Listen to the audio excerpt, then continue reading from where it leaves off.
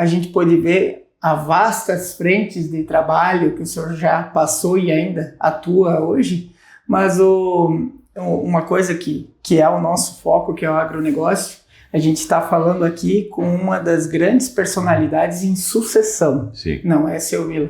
Então, e isso é uma coisa que a gente já conversava anteriormente, que é um problema que afeta todos os níveis de produtores, inclusive empresas aqui no Brasil, né, que não se teve uma cultura, né, de sucessão. Então, o senhor pode passar um pouquinho um parâmetro para nós, o que o senhor vem enfrentando sobre essa questão de sucessão, principalmente no agronegócio? Aí tem uma coisa inicial muito importante. Sucessão não tem nada a ver com herança. A herança acontece se alguém deixa de viver, e aí tem a legislação, metade vai para a esposa, a outra metade vai ser dividido pelos filhos, etc. e tal. Mas a sucessão, ela é uma iniciativa para transferir o negócio de geração para geração no futuro.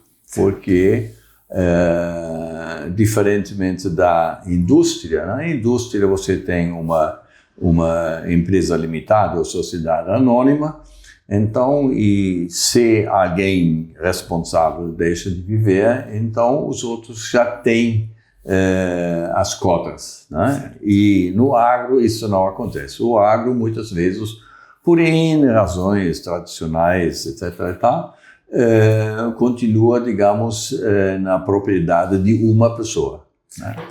Então, e se essa pessoa falecer, então aí já vem aquela parte legal. Só que a sucessão é mais, né? Então, a sucessão significa que você tem que assegurar a viabilidade econômica através da produtividade que depende da incorporação de tecnologias, que é um processo contínuo, né? Então, e nós temos, quando nós falamos da fazenda, então nós temos antes e depois da porteira, né? E se nós compramos um alimento no supermercado, custa 100, né? Então 30%, 40% vão para o agrobusiness, mas só 4 ou 5% vão para a fazenda. Né? Porque a fazenda, ela compra vacina, ela compra insumos, etc. e tal, e depois tem o boi, ou tem o grão lá, e você trabalha em cima disso aqui, e depois vem o caminhão e leva para a fábrica, para a indústria, e da indústria vem o caminhão que leva para o distribuidor. Então, o agro, na verdade, é uma parte numa cadeia produtiva que é muito importante de a gente assegurar a integração. E o que fica como remuneração, que não é o lucro, mas remuneração, e depois o lucrozinho, para cada um dessas cadeias, depende naturalmente do preço final. Agora nós temos essa situação, o Brasil está produzindo cada vez mais, o mercado, sim, a China e outros, a Índia, então eles estão crescendo também e demandam mais coisas nossas, mas existem anos onde se produz mais na oferta do que a demanda, né? A demanda é estável, ela depende, digamos, da população, do valor de renda familiar, etc. e tal, enquanto a produção, ela depende não só da terra, depende um pouco de Deus também, porque se chove, se não chove, então faz uma diferença, né? Então, se você tem um ano bom de colheita, então pode ser que o preço, por causa do acúmulo de oferta e as restrições da infraestrutura, né? Porque se você for ver, se você pega o custo o preço do preço final, então muitas vezes 25%, 30% vão para o custo de transporte. Então não vai para o produtor. E no produtor também ele compra insumos e depois... então o que a parte do produtor é bem reduzida. Né? Então isso o produtor sempre tem que ver. Ele depende de custo e de preço e a margem dele, então, depende exclusivamente da produtividade. A produtividade depende da tecnologia e quem tem tecnologia? O filho recém-formado em agronomia, em alguma coisa, inclusive na gestão. Né? Você tem que ver se você vai dar o confinamento para um boi, são normalmente 90 dias, mas você pode também esticar para 100 dias, dar um pouco menos de comida, ou você pode acelerar para 80 dias. Então, no momento em que você manda o boi para o confinamento, você tem que saber qual vai ser o preço da arroba daqui a 8, 90 e 100 dias. E você vai dizer para ele, agora como um pouco mais, como um pouco menos. Né? Então, isso alguém pode fazer.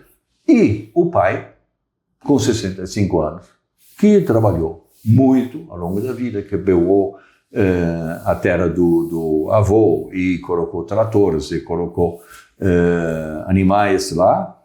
Então, ele entende da gestão de pessoas, ele entende um pouco das coisas, mas ele não entende das modernidades. Sim, aí vem uma realidade. Vem o guri lá da faculdade e, naturalmente, o filho também tem que ter a sabedoria para não se confrontar com o pai, porque o pai é o dono, o pai assume o risco, o pai financia tudo, então aí ele tem que seduzir o pai através muitas vezes da mãe, porque a mãe entende tanto o pai como o filho, e ela é uma diplomata nata, né? Sim. Então, isto, ao longo do tempo, o filho tem que ensinar o pai na linguagem dele, não na linguagem da universidade, porque o pai não teve universidade. Sim. Então, na coisa prática que o pai entende para o pai tomar as decisões, e ao longo do tempo, o pai com 65, 78, 70 anos, ele já fica um pouco cansado. Ele sabe que vai viver 85, 90 anos. Né? E ele está preocupado, mas quem vai pagar o meu sustento? Né? Então, aí ele vai passar isso para o filho. E aqui, em parênteses, em alguns casos, né, tem 3 filhos ou 4 filhos. A filha é artista, outra filha é médica, o filho quer fazer outras coisas, está em São Paulo num banco, e o outro então não está interessado em nada. Então, aí ele tem que adotar, em aspas, o gerente da fazenda. E vai dizer que, Antônio, então eu te dou 10% da propriedade e os outros 90% da minha família, dos filhos, etc. e tal, porque você... Não vai dizer, eu vou adotar você como filho, mas você vai fazer parte da nossa família, uma empresa familiar, etc. E tal, e o camarada toca. Aí o filho diz, mas aí, que coisa é isso aqui? Você vai dar 10% para o camarada. Diz, então você quer receber renda, como eu quero receber, então quem toca a fazenda não sou eu, é o Antônio. Então, você fica quietinho lá, porque ele vai se matar para pagar as coisas para mim e para os outros sócios, e ele vai ser o dono da fazenda que manda naquilo. Mas, legalmente falando, nós somos o dono, ele tem 10%, mas isso não faz nenhuma diferença. Sim, mas ele vai se matar, né? Para nós. Tá? Então, isso é a questão da diferença entre a herança e a sucessão familiar, e naturalmente isso depende da cultura da família, se são italianos, se são espanhóis, se são alemães, se são japoneses, então é um pouco diferente. Também depende um pouco do tamanho, se você tem 100 hectares, 500 hectares, 1000 hectares ou 5000 hectares. Sim. Ou se você tem uma tecnologia bastante avançada, ou você está fazendo a pecuária extensiva, né?